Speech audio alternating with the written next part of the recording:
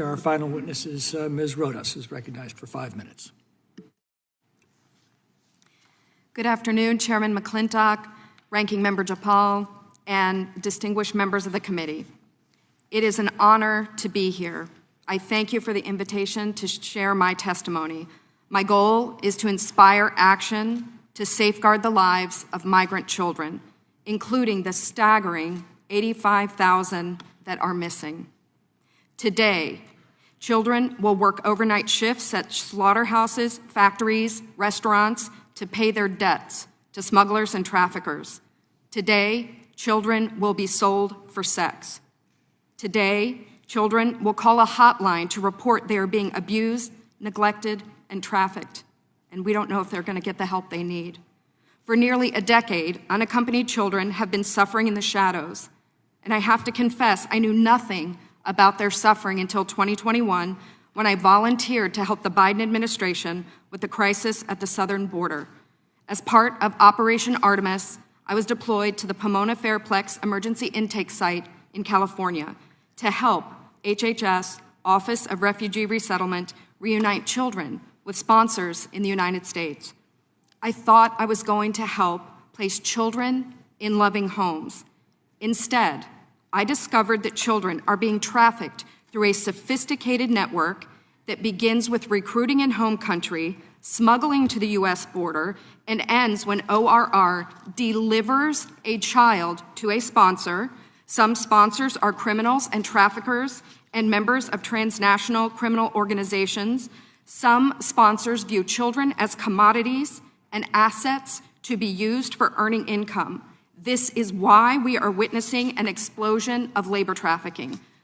Now, whether it's intentional or not, it could be argued that the United States government has become the middleman in a large-scale, multi-billion-dollar child trafficking operation that is run by bad actors seeking to profit off of the lives of children.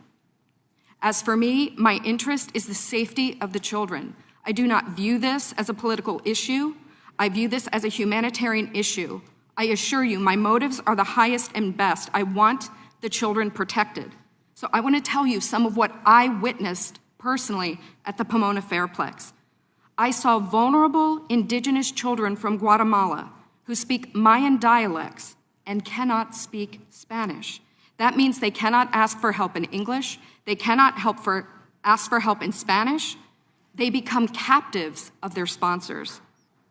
I have sat with case managers as they've cried to tell me the horror of what has happened to children as they make the journey to this country. I saw apartment buildings where 20, 30, and 40 unaccompanied minors have been released. I saw sponsors trying to simultaneously sponsor children from multiple ORR sites at one time. I saw sponsors using multiple addresses to obtain sponsorships of children. And I saw numerous cases of children in debt bondage, and the child knew they had to stay with the sponsor until the debt was paid. Realizing that we were not offering the children the American dream, but instead putting them in modern-day slavery with wicked overlords, was a terrible revelation. A terrible revelation. These children are a captive victim population with no access to law enforcement or knowledge of their rights. They are extorted, abused, neglected, and that is why I blew the whistle in 2021. I witnessed firsthand the horrors of child trafficking and exploitation. My life will never be the same after what I saw, but I have hope because I'm counting on you. It's my hope that you'll take action to end this crisis, to safeguard the lives of these vulnerable children. People have asked me, what can be done? What would you suggest? Well, first, I think HHS's #1 priority is oversight. They must commit to oversight, transparency, and accountability. If I could wave a magic wand, this, I believe, could be quickly solved by experts in the IG community. There is a Pandemic Analytics Center of Excellence, or the PACE, as we call it. I believe if data analysts at the PACE could look at the data, children could be rescued, criminals could be prosecuted. If the PACE had access to this data, it shows where the children are and who has them. I think also we need to change the culture of speed over safety. Speed is the wrong performance measure when dealing with children. We need to revamp the vetting process of sponsors and have case managers who have investigative backgrounds, data analytics backgrounds, some certified fraud examiners. And I think we need to reimagine a system where the sponsor is the accountable party. Sponsors should be required to report to ORR. And lastly, stop retaliating against whistleblowers. Stop retaliating against the people who are trying to tell the truth to save the children.